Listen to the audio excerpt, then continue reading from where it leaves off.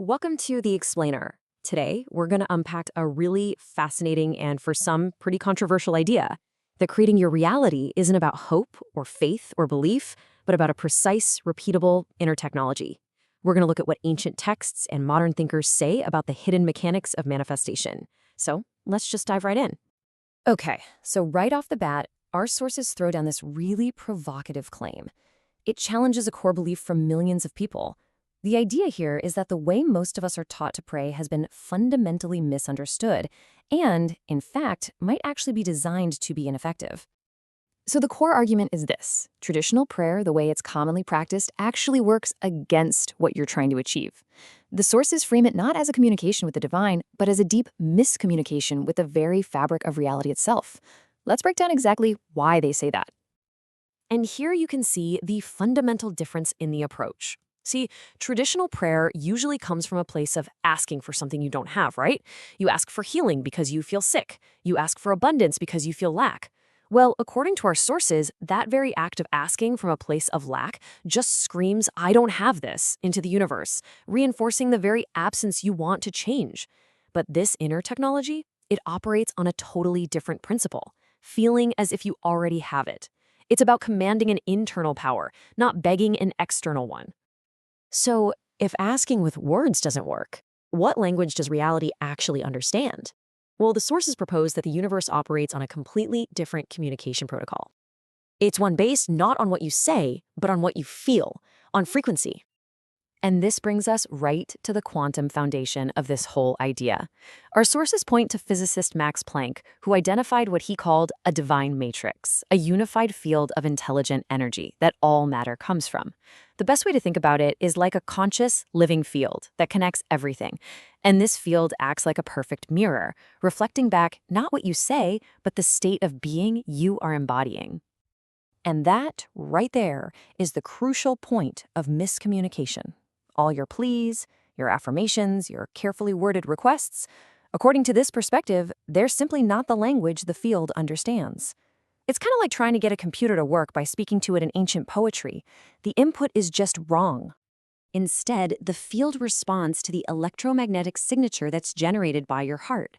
The sources claim that when your thoughts in your mind and the emotions in your heart align up, they create a powerful, coherent, and measurable frequency. This frequency, that's the real command. That is the silent language that instructs the quantum mirror of reality on what to show you.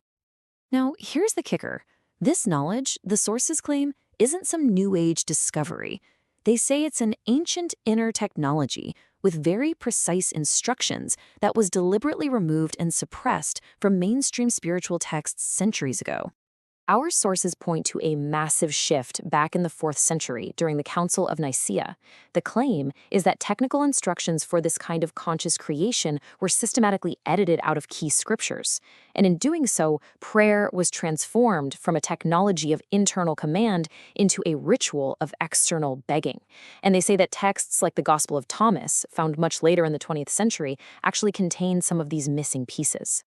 This quote, wow. It just brilliantly illustrates the core mechanic. According to the sources, this passage from the suppressed Gospel of Thomas isn't just a metaphor for having strong faith. Nope, it's a piece of technical instruction. Making the two one refers to the unification of thought and emotion, creating a single, coherent state of being. And when you do that, you generate the power to affect physical reality, even something as immovable as a mountain. So here's the formula our sources lay out. Step 1. Thought. That's just the blueprint, the image in your mind. By itself, it's pretty powerless. Step 2, emotion. That's the fuel, the raw energy, the juice. And step 3, unification. This is where you fuse them together. When you can actually feel the reality of your thought, that creates the unified command. It's this single powerful signal that impresses itself onto the divine matrix and basically compels reality to conform to it. Now, the biggest technical hurdle, according to the sources, is what they call the divided mind. It's when your thoughts say one thing, like, "I'm healthy and vibrant," but your emotions are screaming another, "I'm so scared of getting sick." You're sending two totally contradictory frequencies, they just cancel each other out, and you get what they call manifest paralysis. Nothing happens.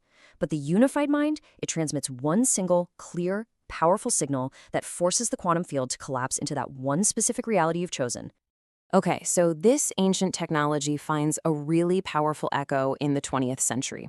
It comes from a thinker named Neville Goddard, who framed this whole concept as the law of assumption. Goddard's central teaching is so simple, but it's incredibly profound. It's the exact same principle we've been talking about, just said in a different way. It's not about wishing for something in the future. It's about emotionally embodying the reality where your desire is already a done deal, a present fact. So let's be clear, the law of assumption is not about faking it till you make it. It's about a fundamental shift in your consciousness. You have to change your internal state of being first. You have to think, feel, and act from the reality you want to experience. And it's this internal shift in your frequency that then causes your external world to rearrange itself to match you. This question really gets to the heart of it all.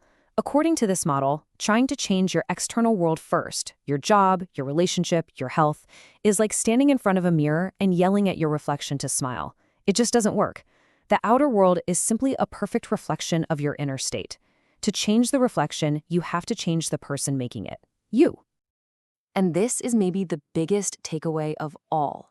That quantum mirror, the unified field, it doesn't respond to what you want, because the very feeling of wanting implies you don't have it. It responds to your state of being. So the real work isn't about getting something, it's about becoming the person who already has it. So why is this so hard for most of us? The sources claim it's because a whopping 95% of the time, we're just running on autopilot.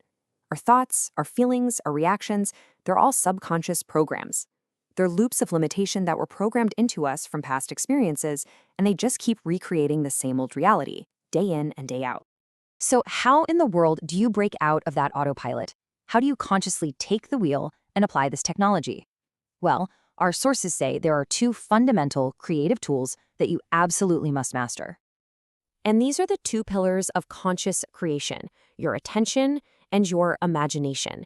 These are presented as the actual mechanisms you use to consciously direct the flow of creative energy that's shaping your reality every single moment. Think of your attention like a spotlight, or even like energetic currency. Whatever you consistently shine that spotlight on, you are feeding it with your life force. It grows. So to change your reality, the very first step is to pull your attention away from the circumstances you don't want. Stop feeding them your energy. Don't fight them, just look away. And imagination, in this context, is not about childish daydreaming or fantasy. It's described as the ultimate creative act. It's the laboratory, the workshop, where you build your desired reality on the inside first. By using your imagination to truly feel what it would be like for your wish to be fulfilled, you create the energetic blueprint that the divine matrix then crystallizes into your physical world. Ultimately, the message from all these sources places all of the creative power and all of the responsibility squarely on your shoulders. The idea is that your own consciousness is the one and only reality, the operating power that's shaping your experience from one moment to the next. So the real question isn't whether this technology works, it's what you will choose to create with it, starting right now.